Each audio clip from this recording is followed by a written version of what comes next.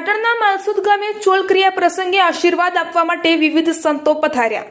દુધરેજ મહાદેવ મંદિર અડિયા જાગીર મઠના મહંત શ્રી ગજાનંદ ગિરી બાપુ, આદિપુર ગાંધીધામ પંચમુખી હનુમાનજી મંદિરના મહંત શ્રી બ્રહ્મચારી પ્રકાશનંદજી બાપુ તેમજ પથમેડા બ્રહ્મચારી મુકુંદ પ્રકાશનંદજી બાપુ તેમજ શ્રી ધીરેન સ્વરૂપ બ્રહ્મચારી વગેરે સંતો પાટણ જિલ્લાના માલસુદ ગામના વતની અને લબ્ધ પ્રતિષ્ઠિત વ્યક્તિ તેમજ સર્વે સમાજના સામાજિક આગેવાન એવા નરેશભાઈ જંતીલાલ જોશીના દીકરા રાજના પુત્ર પરીક્ષિતને ચોલક્રિયા પ્રસંગે ખૂબ મોટી સંખ્યામાં સગા સ્નેહીજનો પધારીને દીકરાને આશીર્વાદ પાઠવ્યા હતા।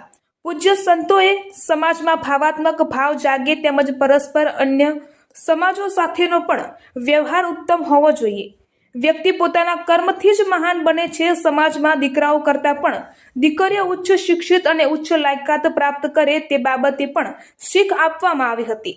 આ પ્રસંગે પૂજ્ય સંતોએ રાજ નરેશભાઈ જોશી, દશરથજી ઠાકોર, ભરતભાઈ આર્ય, ભાસ્કરભાઈ ઠાકર, દિનેશભાઈ જોશી, વસંતજી ઠાકોર વગેરે મહાનુભાવો વિવિધ ક્ષેત્રોમાં વિવિધ જવાબદારીઓનું વહન કરતા હોવાના કારણે સર્વેનો સાલ અને રુદ્રાક્ષની માળા અર્પણ કરી અને સન્માન કરવામાં આવ્યું હતું।